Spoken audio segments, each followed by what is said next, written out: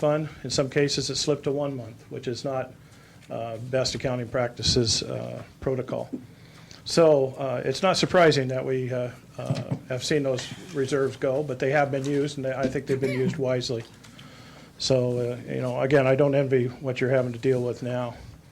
And then speaking to what past administrations did, we used to come in here every year. I remember, Rod, you were the one that brought it up to one of our public works directors in the past that said, we are no longer going to accept your year by year by year blanket 3% for utilities, because that's not real.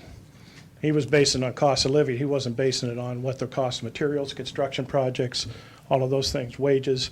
So at that point, we did start looking at that a little bit closer. We started to do a little more planning. I think you can see that in the wastewater treatment and the solid waste treatment. And there's other issues that we worked on at that time to try and keep it up. We started the water study it was about the middle of my administration, and it continued on until you found out that that group had flaked out on you and you had to start over with the water rate study. So there has been some planning, there's been some recognition, there's been some good work done, but the challenge now is for everybody up there to keep it up and stick with it. It's going to be tough, but we'll make it. Thank you, Jeff. Yes. All right, hi. My name is Caitlin Hanley, and I'm from Skamania, Washington, and I wanted to say something that I hope you'll factor into your decision to cut the West Columbia Gorge Humane Society from your budget.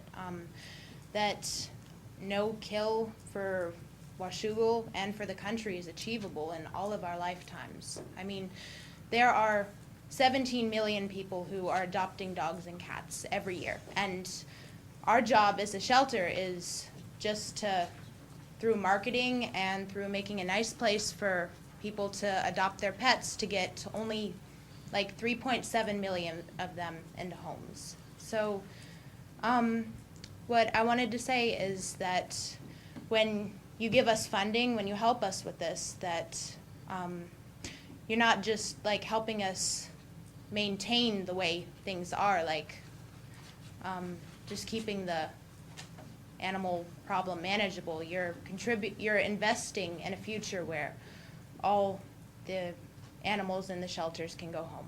So thank you. I hope you'll consider that. Thank you, Caitlin. Thanks for wearing the Husky shirt, too. Any other members of the public wishing to address the council? Yes.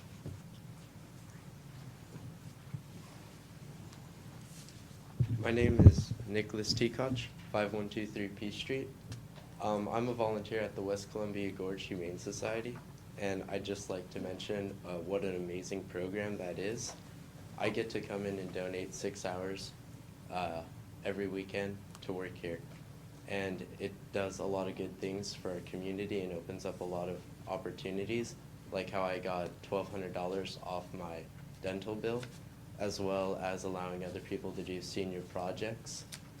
And on top of this, as testimony to how great of a program this is, back in the summer when I was working here, we had a man by the name of Brian who came in on weekends all the way from Portland, Oregon to come work with us.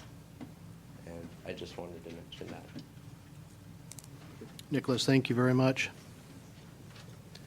Back of the room, I saw 2 hands.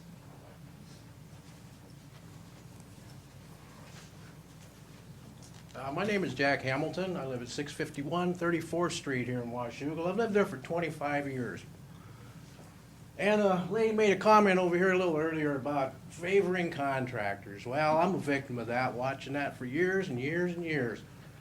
Improvements going on, and they never come down our street. I've had to watch my neighbor put a second mortgage on his house to try to get sewer through the neighborhood because it's circumvented us. And over the years, I've got LIDs and all the money that's been wasted. Now I've got a lateral that is 20 feet from my house that I paid for to have it come in. I've had discussions with Mr. Evers over here about it. He doesn't think it's important to make phone calls back. I've left messages on his machine. He said he'd work with me. For 25 years, I feel like somebody's been putting the boots to my backside. And now you're asking me for paying for more boots.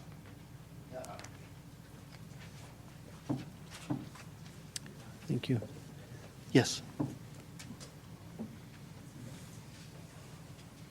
Diana Alderman, Vancouver, board member for West Columbia Gorge Humane Society. Just a couple things. Tonight we talked a lot about the wonderful things that the shelter does, but what I'm going to do is just bring it down to budgets.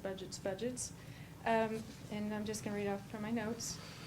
The proposal is to reduce our funding from $25,000 to $4,000, which is an 84% decrease. And that basically works out to, for $4,000, that basically works out to $12 a day. And so if we have to reduce our staff by 84%, does that mean that we can only have support the animal control services, which is what we support with that $25,000 and with the employees? This money was originally used to hire kennel managers to support animal control services so that animal control officers wouldn't have to come down and take care of the dogs, wouldn't have to come down and meet the public when they came to pick up their dogs. It's had an added benefit of being able to support community services with having the staff at the dog shelter.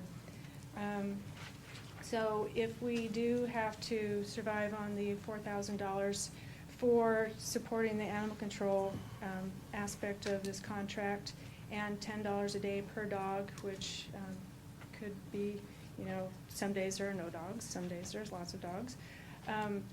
So when it comes down to budgets, does that mean that we reduce our support to animal control to 1 hour a day? So does that mean that the animal control will have to come down and release the dogs when we don't have someone there?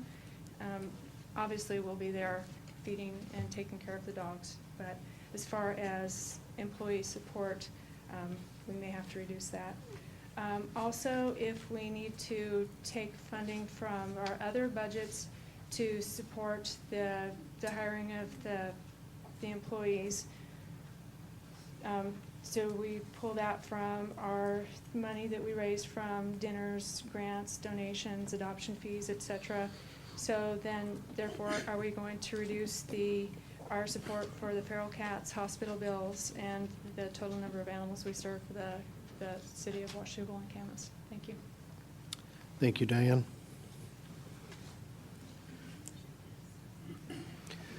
Any other members of the public? Yes.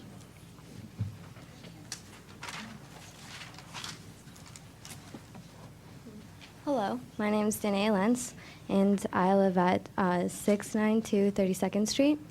I'm here on behalf of the Humane Society, and I recently just started my senior project a couple months ago, so I'm new to this, but even though I am new, I feel like knowing Nettie and everyone that works there and all the volunteers that I've met, it's like I feel closer to my community because I started this, and it's also like I build another family because we're so close and we help each other out, and we actually like work with each other, and it's all about like team effort. And whether or not we have the money, if you guys vote or not, I'd still be willing to go down there every day for free. So it's not about the money to me. I just want to help out. Thank you very much. Thank you for your help. Yes.